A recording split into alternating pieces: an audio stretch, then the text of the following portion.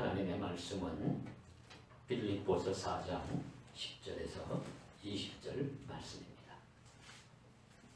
신약성경 321조 빌립보서 4장 10절에서 20절 말씀. 이 계시의 말씀을 들을 때 살아계신 하나님의 음성을 들으실 수 있기를 바랍니다. 내가 주 안에서 크게 기뻐함은 너희가 나를 생각하던 것이 이제 다시 싹이 나미니 너희가 또한 이를 위하여 생각은 하였으나 기회가 없었느니라. 내가 궁핍함으로 말하는 것이 아니니라. 어떠한 형편에든지 나는 자족하기를 배웠노니 나는 비천에 처할 줄도 알고 풍부에 처할 줄도 알아. 모든 일 곧 배부름과 배고픔과 풍부와 궁핍에도 처할 줄 아는 일체의 비결을 배웠노라. 내게 능력 주시는 자 안에서 내가 모든 것을 할 수 있느니라. 그러나 너희가 내 괴로움에 함께 참여하였으니 잘하였도다. 빌립보 사람들아, 너희도 알거니와 복음의 시초에 내가 마게도냐를 떠날 때에 주고받는 내 일에 참여한 교회가 너희 외에 아무도 없었느니라. 데살로니카에 있을 때에도 너희가 한 번뿐 아니라 두 번이나 나의 쓸 것을 보내었도다. 내게 선물을 구함이 아니요 오직 너희에게 유익하도록 풍성한 열매를 구함이라. 내게는 모든 것이 있고 또 풍부한지라. 에바브로디도 편에 너희가 준 것을 받음으로 내가 풍족하니 이는 받으실 만한 향기로운 제물이요 하나님을 기쁘시게 한 것이라. 나의 하나님이 그리스도 예수 안에서 영광 가운데 그 풍성한 대로 너희 모든 쓸 것을 채우시리라. 하나님 곧 우리 아버지께 세세 무궁하도록 영광을 돌릴지어다. 아멘.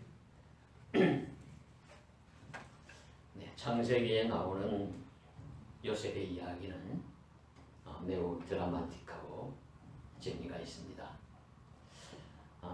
당했던 요셉은 상당히 어렵고 힘들고 고통스러웠겠지만 읽는 저희들에게는 큰 힘을 주고 많은 교훈을 줍니다. 아버지 야곱의 특별한 사랑을 받던 요셉이 10명의 형들에게 따돌림을 받죠.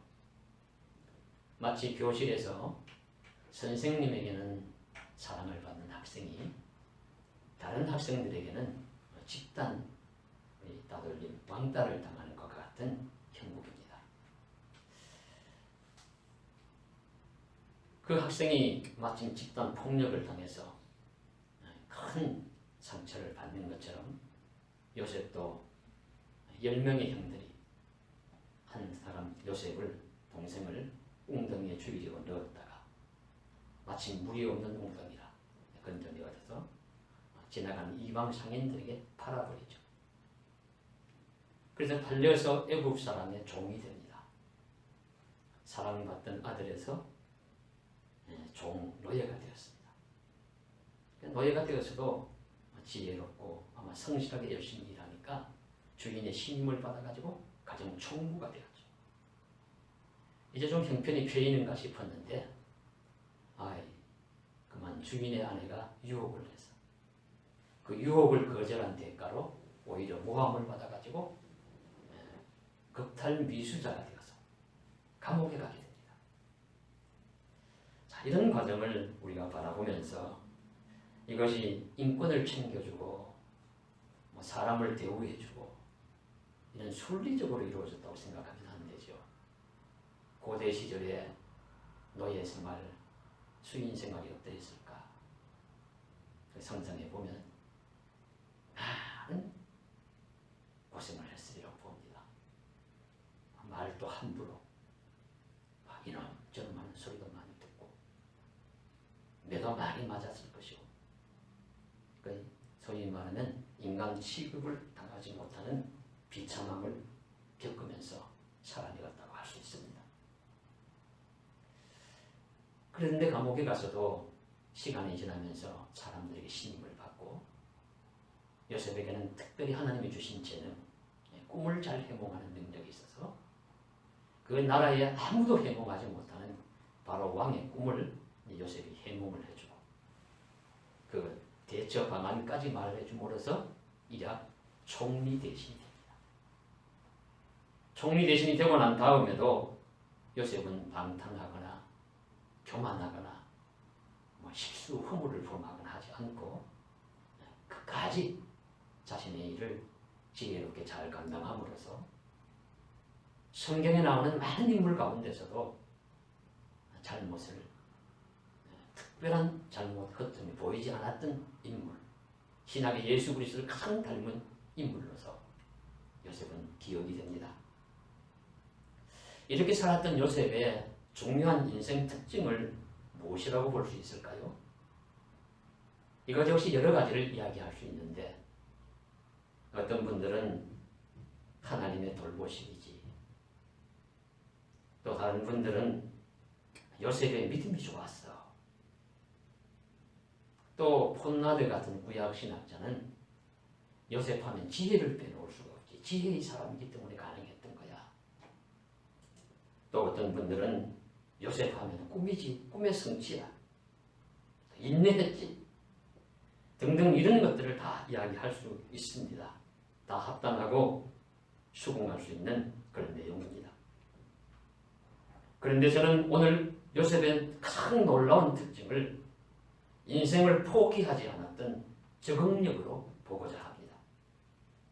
그 어려운 상황 가운데서도 자신의 삶을 포기하지 않고 어디에 머물든 어떤 상황에 처하든 적절한 처신과 행동을 하며 하나님을 믿음으로 최선의 삶을 살아가는 그 놀라운 적응력 말입니다. 이러한 적응력은 두 망을 이겨내고 한 망을 붙들었다, 그렇게 이야기할 수 있습니다. 두 망은 무엇이냐면 절망과 원망입니다. 절망은 자신을 향한 믿음이 사라지는 것이죠. 어디를 둘러보아도 피할 것이 없는 그런 상태입니다. 게으르게 오른 절망을 죽음에 이르는 병이라고 실존의 가장 위험한 단계로 보았습니다.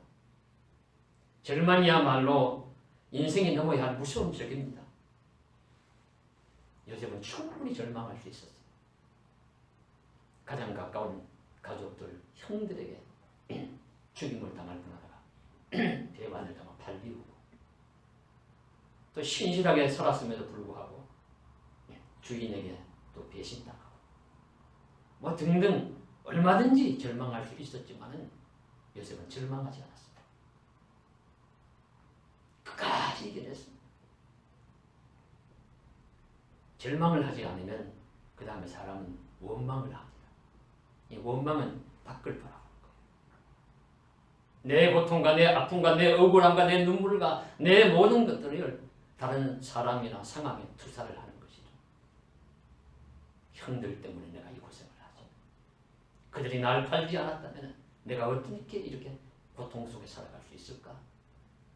주인이 날 믿어줬다면, 주인의 아내가 날 유혹하지 않았다면, 나에게 죄를 덮어씌우지 않았다면 하면서 끊임없이 세상을 향해서, 그들을 향해서 원망을 할 수 있습니다. 그런데 성경에는 요셉의 원망하는 부분도 나오지 않아요.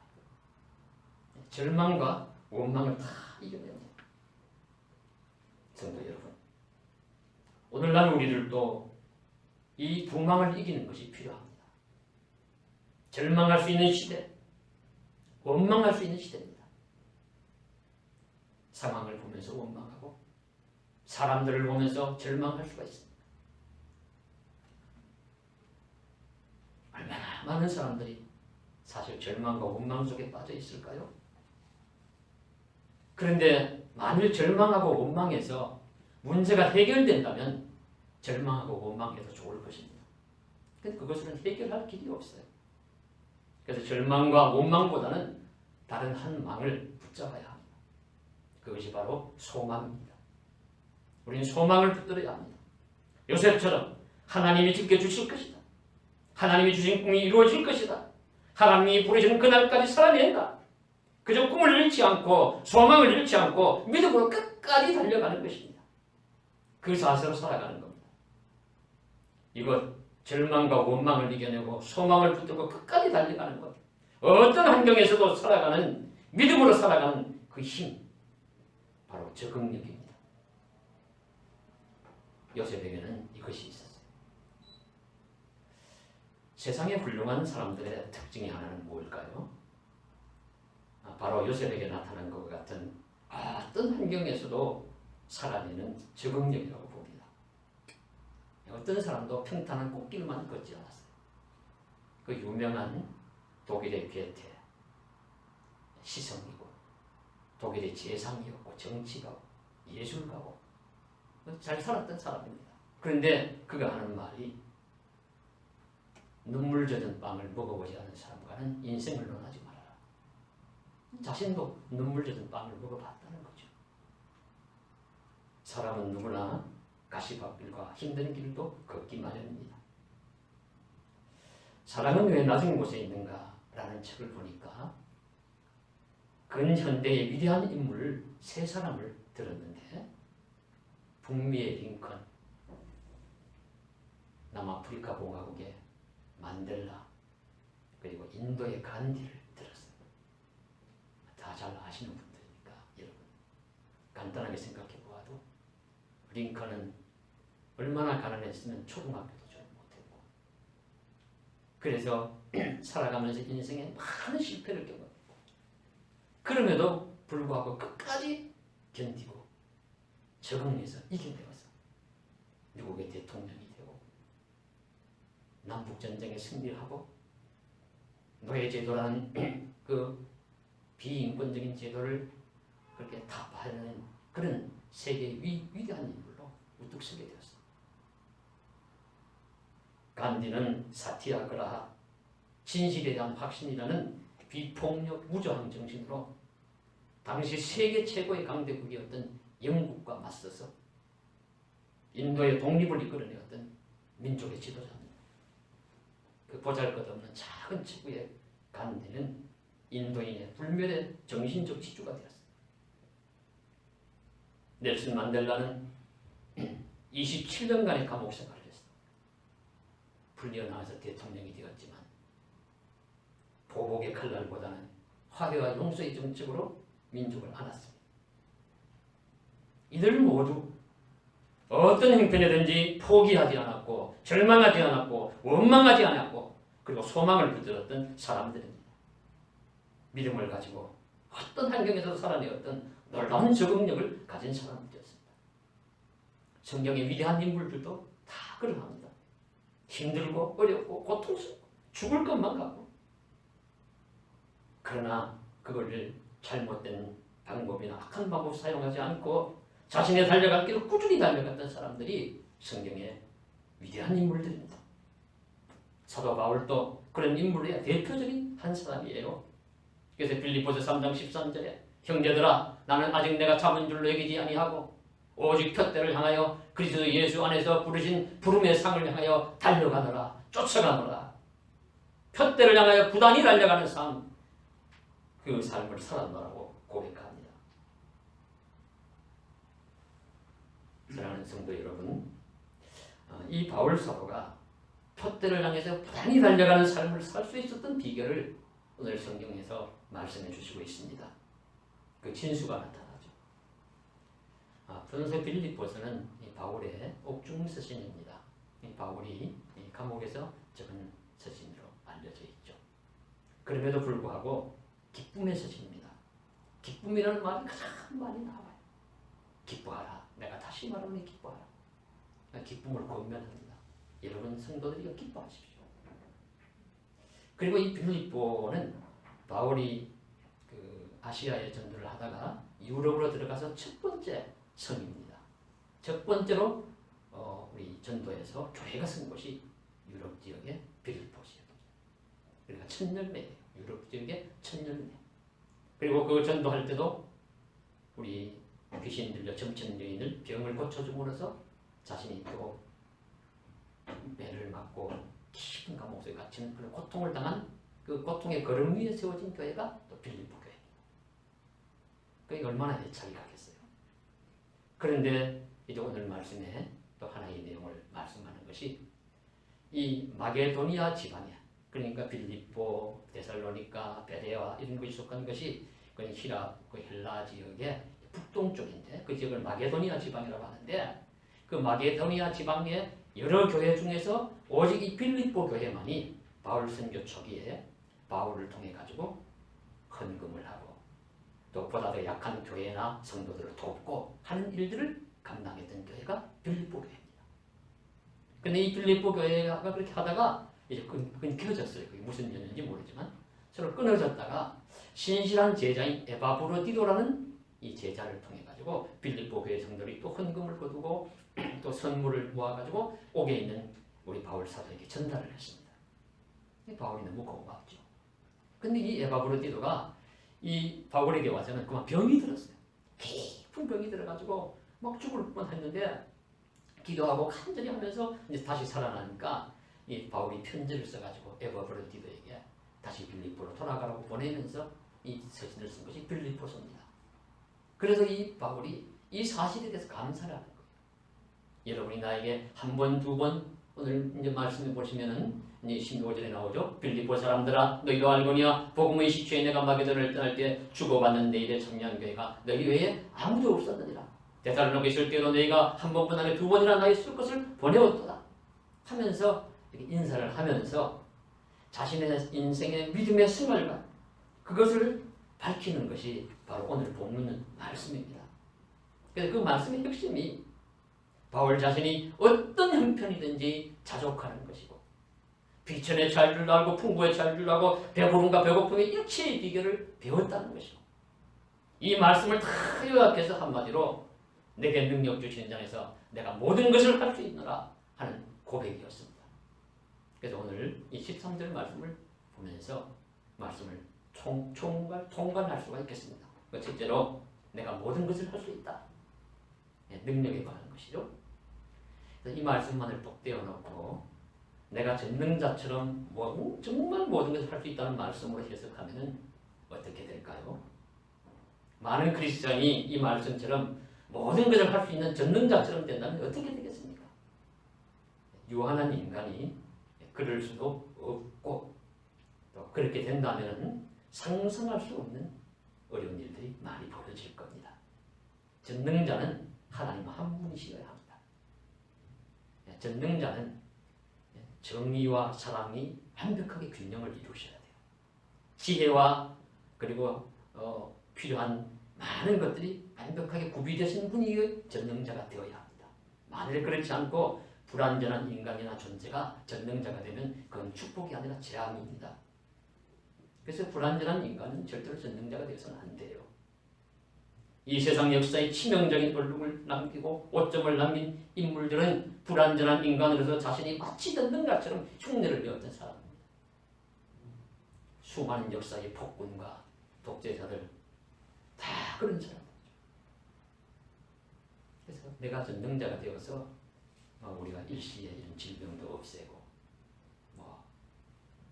가난한 자 부자 되게 하고 연약한 자 강하게 하고 또 여러 가지 최고의 수준으로 만들어주면은 다 좋을 것도 같지만은 그러면 최고가 평범한 것이 되고 그로 인한 충돌과 모순 등으로 혼란된 세상은 상상하기 어려울 겁니다. 그래서 따라서 바울 사도가 말씀하는 것은 내가 모든 것을 할 수 있다는 말씀은 그런 뜻이 아닙니다. 그래서 누군가가 이 말씀을 들어서 우리 예수 잘 믿는 전능자가 됩니다 하면은 그건 과장이죠. 오늘 말씀은 전능자가 된다는 말씀이 아니라 앞에 나온 말씀의 설명적 결론이라고 볼 수 있습니다. 세상의 어떤 형편에서든지 자족할 수 있는 것. 비천에 잘 불구하고 풍부에 잘 불구하고 배고픔, 배고픔, 풍부와 풍부 등에도 살아남고 견딜 수 있다는 일체의 비결을 배웠다는 것. 삶 어떤 경우에도 견디고 이겨나갈 수 있다는 믿음의 적응력을 말씀하시는 것이 바로 내가 모든 것을 할 수 있다는 표현입니다. 결혼식에 보면 신랑 신부가 서약을 하지 않습니까? 이렇게 서약하지요. 나는 기쁠 때나 슬플 때나 가난할 때나 부할 때나 건강할 때나 병들었을 때나 변함없이 당신만을 사랑합니다. 할 겁니다. 이것이 능력에 관한 말씀이 아니고요. 마음의 자세 변치 않고 어떤 일이 있더라도 삶의 적응력을 가지고 변함없이 살아가겠다 하는 고백이죠. 바울 사도도 그와 같은 고백입니다. 근데 이 삶의 적응력이 결코 쉬운 것이 아닙니다. 저와 여러분께서 다 코로나19로 인해서 우리나라는 물론 온 세계가 다 고통을 겪고 있습니다. 누구 한 사람만이 당하는 것도 아니고 다 많이 당하고요. 어떤 경우에 보면은 저는 다른 분들보다 그래도 비교적 덜 당하는 편 아닐까. 아직은 확진자도 아니고 그런 가족도 아니고 주변에 있는 분들도 그런 분들이 계시지 않고, 그러나 소상공인이 되거나 당장 오늘 한 달 삶이 걱정이 되거나 아니면 또 가족이나 가까운 자신이 몸이 병들어서 고통을 받거나, 만약 그렇다면 절망하지 않고 원망하지 않고 이 삶 속에서 기쁨과 감사를 유지하면서 살아갈 수 있을까? 여전히 변함없이 소망을 가지고 살아갈 수 있을까? 누가 장담을 할 수 있겠습니까? 쉽지 않죠. 그러나 우리는 믿음으로 이겨나가면서 이 바울 사도처럼 나는 어떠한 형편에서든지 이기고 견디고 나아갈 수 있노라는 그런 믿음의 자존감을 가져야 될 수 있을 줄로 믿습니다. 혹시 바울 사도는 고생을 덜 해서 그렇지, 너무 어려운 일들을 안 겪어서 그런 거야 라고 생각하실 수 있지만 천만의 말씀입니다. 바울이야말로 얼마나 많은 고생을 했는지 정말 눈물 없이 들을 수가 없는 것이 바울의 인생이죠. 고린도후서 6장 4절 이하에 보시면은 모든 일에 하나님의 일꾼으로 자천하여 많이 견디는 것과 환난과 궁핍과 고난과 매맞음과 갇힘과 난동과 수고로움과 자지 못함과 먹지 못함 가운데서도 잘 견뎌냈다고 말씀하고 있고요. 고린도후서 11장 23절 이하에 내가 수고를 넘치도록 하고 옥에 갇히기도 더 많이 하고 매도 수없이 많고 여러 번 죽을 뻔하였으니 유대인들에게 40에서 하나 감한매를 5번 맞았으며 40대를 맞으면 죽는다고 그래요. 거기에 죽기 일보 직전까지 매를 5번 맞았다. 3번 태장으로 맞고 1번 돌로 맞고 3번 파선하고 일주일 깊은 바다에 지내고 여러 번 여행하면서 강의 위험, 강도의 위험, 광야 위험, 바다의 위험, 거짓 형제 중에 위험을 당하고 수고하고 애쓰며 여러 번 자지 못하고 줄이며 목마르고 춥고 굶고 헐벗었노라. 이런 고생 우리 해보셨습니까? 이런 수많은 고생을 했습니다. 그럼에도 바울은 하나님이 부르시는 그날까지 순교의 제물이 되는 그날까지 살아내었습니다. 이 세상 우리가 살아가면서 어쩔 수 없이 고생을 하는 경우가 있습니다. 저에게는 고모 할머님이 아직도 살아계십니다. 아버지의 고모가 되십니다. 근데 저희 아버지도 벌써 돌아가시고 저희 고모도 돌아가셨으니까 그 조카들도 벌써 세상을 떠난 지 오래됐는데 이분은 아직도 살아계세요. 나이가 한 100세 정도 되신 것 같습니다. 근데 그분이 제가 또 좀 어릴 때 이야기를 하실 때 우리 저희 할머니에 대해서 신우월계관이죠. 이야기를 하실 때마다 눈물을 흘리죠. 얼마나 너가 할머니 고생했는지 아냐? 그러면 이제 눈물이 좀 흐르고 그 얘기 말로 다 못한다. 대접도 제대로 못 받고 보찐 장수하고 아이고 그 말로 다 표현 못한다 하면서 이제 우시는 모습이 있었네요. 세상 시대 잘못 만나고 사람 가족 잘못 만나고 해서 그런 고통받는 그런 분들의 이야기도 많이 있지만은 우리 선배들 선조들은 그런 시대를 살아내었습니다. 바울 사도도 당시에 그렇게 살지 않을 수도 있었던 사람이지만 가문도 빠지지 않고 학력도 높은 선생의 수준이고 세상 지위도 공의 의원이고 지도자고 누구 못지않게 당시로 보아서는 그 시대 사람들과 사이에서는 잘 살 수 있었지만은 이 바울은 예수를 믿기 때문에 예수님의 복음을 전하기 때문에 죽을 고생을 해요. 이런 고생을 한 것입니다. 그래도 견디어내었습니다. 모든 경우를 살아내어서 내가 자족하고 내가 모든 것을 주 안에서 할 수 있노라고 고백하고 말씀하는 것입니다. 저와 여러분께서도 이런 고백을 하실 수 있기를 간절히 바랍니다. 둘째로 우리가 이것만 또 떼어놓고 보면요, 바울 자신의 능력과 의지력이 강해서 그렇겠다. 또 그것도 아닙니다. 그래서 그 앞에 단서가 내게 능력 주시는 자 안에서라는 단서가 있습니다. 내게 능력 주시는 자가 누굽니까? 삼위일체 하나님이죠. 주 예수 그리스도시죠.